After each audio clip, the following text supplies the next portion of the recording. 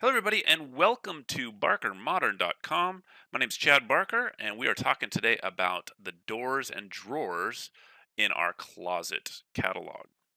Pretty cool. The doors and drawer cabinet catalog that we can offer here is very customizable, and I wanted to kind of go through that a little bit today to show you guys how to order these cabinets for a closet.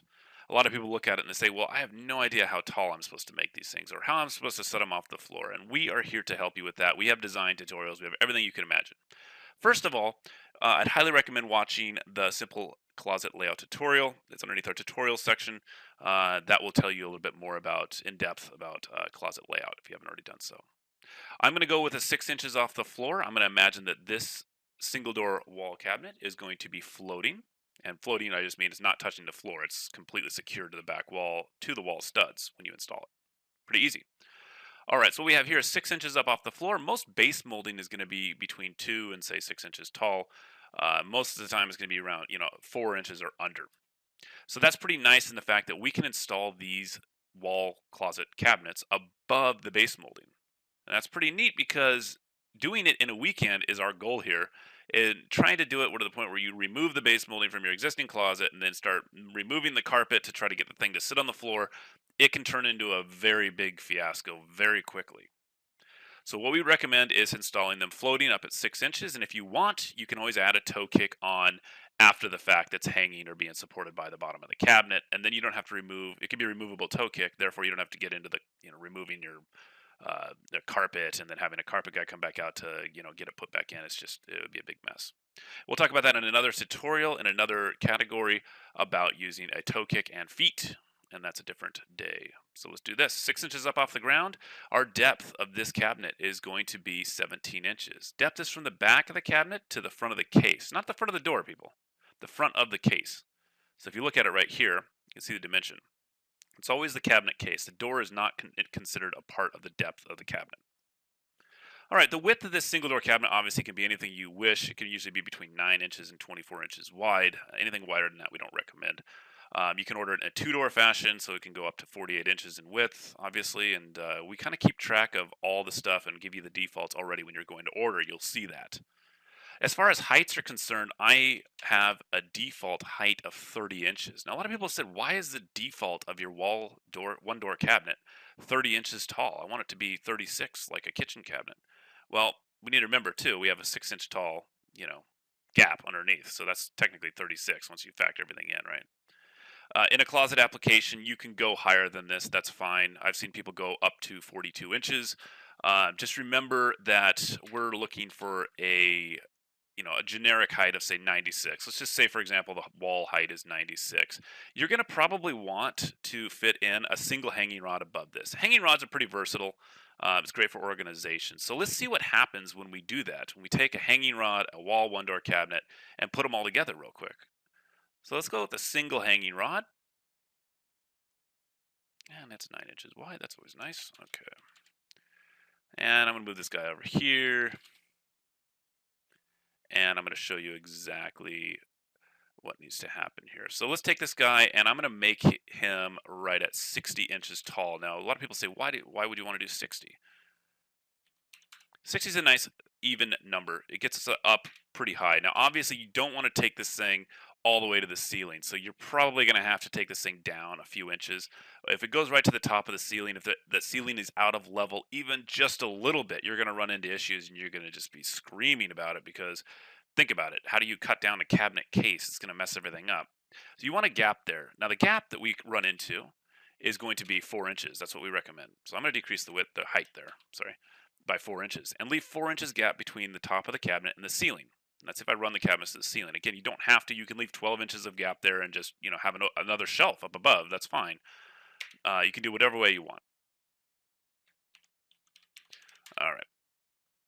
So looking at this now, we're going to look at, we have our 6 inch gap below, we have a 30 inch cabinet here, and now we have a 56 inch cabinet up top. Now that's pretty big. Now that rod is adjustable. So if you want, you can take that thing down. You can even add another rod in there at a later date if you wanted to. Obviously, that's going to be kind of small for having two rods. Maybe if you have like a kid's room, this would be perfect. You can add another rod in there and you can have like little dresses or little shirts or whatever you want to hang up. That's fine. But ultimately, what we've come up with here is keeping it about 30 inches maximizes the height. So depending on what kind of closet you're going to be doing, most women's closets I recommend, between 48 and 60 inches of single rod height. So that's going to be from here to the bottom of the cabinet. And that determines what our default was going to be for these single door cabinets. Now, for example, let's just take this thing and let's just add on to it. I'm just going to add on some generic things here. So let's go with the wall two-door cabinet.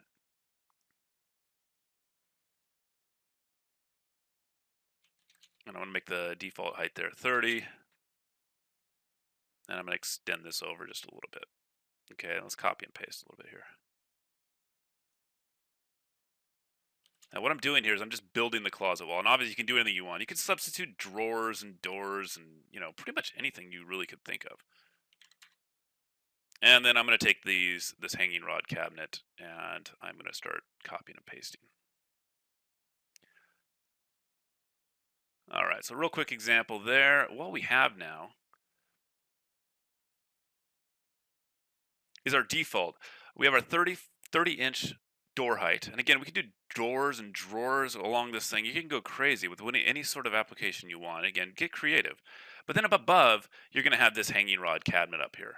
And that's enough for like a woman's closet. You'd have like, dresses and whatnot, longer stuff. A men's closet, you can get down toward 48 inches, 42 to 48. You'd probably be okay just because, you're going to be hanging up polo shirts and, folded up pants, ties and stuff like that. But for women's closet, I usually recommend 48 to 60 in there. And we'll create an infographic on that as well, but that's going to be available over there in the hanging rod area. I'm trying not to get too much off target here because we are trying to talk about the doors and drawers. Okay, so moving on here, how can we do, let's see, what else do we have to cover? Let's just say, for example, you were doing another closet here. Let's take this guy down just a little bit, and let's just say you wanted to put a flip-up door. And the only thing you want to have exposed is going to be just your hanging rods. But you want everything else to be behind doors. And that's pretty desirable. I mean, the idea is to not see the mess, to have it to the point where you have a wall flip-up cabinet. So let's take a look at that. I'm going to increase that to, let's see, I want to keep it off 4 inches off the ceiling, so I'm going to go 13. In fact, let's make it a 12-inch just to keep it on a 3-inch increment. Again, you don't have to do that. I'm not trying to confuse you, sorry. Make it whatever size you want. We're fully custom, so it literally does not matter. And I'll make this guy 48 inches. Again, you can go 1/4-inch increments. All of our stuff is available. Sorry, the door automatically does that. It's just our program. Okay, sorry about the delay there. Okay, so what we have here is we have our flip-up cabinet, and then I'm going to take this guy up to 44. That was the wrong thing. All right, there we go. So now what we have is we got our flip-up door cabinet up above, and then I have a 44-inch tall hanging rod cabinet here. Now, 44 inches tall is a little bit shorter, obviously, so just keep that in mind that, you got your hanging rod down, 3 inches or so from the top there. So just keep in mind, and we'll get another tutorial together for that for you. What you're trying to hang up in these closets. If you're hanging up shirts, that's no problem. If you're hanging up like a prom dress, then that's something different to think about. So keep that stuff into consideration. All right. So basically, let's do this, and let's take a look at this thing in 3D, if you don't mind. I'm sure you'll like that.